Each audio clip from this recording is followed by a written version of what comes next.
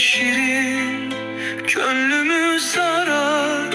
Sendeki sevda bu yüreği yarar. Dodağın gül, serincin bezer. Saçların güneş kokusuyla keser. Yolların uzun, yorulmur ayak. Sene çatmaktır bu sevdanın hak.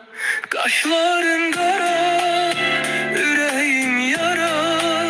Sevgilim kalma sen benden yara. Ne olur gayet mene bir de bak.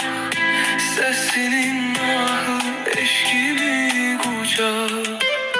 Geceler susar, senin için yanar. Sert dağlar bile benimle oynar. Gözümde sönmez bir ümman kimi. Yüreğim hasret, içinde ganga. Ey sevgilim, eşkime sar gel. Bırak dertleri sevgiyle gül. Ümitler çiçek, bir bahar olur. Gülüşün ömür aydınlatar kül.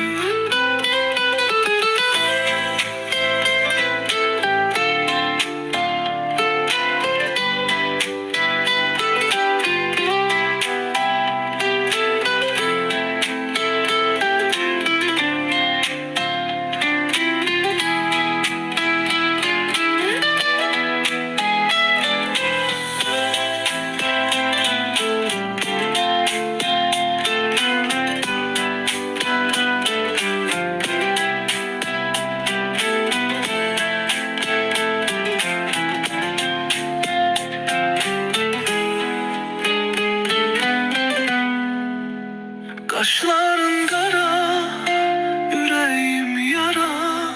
Sevgilim kalma sen benden yara. Ne olur kayıt bana bir de bak. Sesinin ahı eşkimi kucak.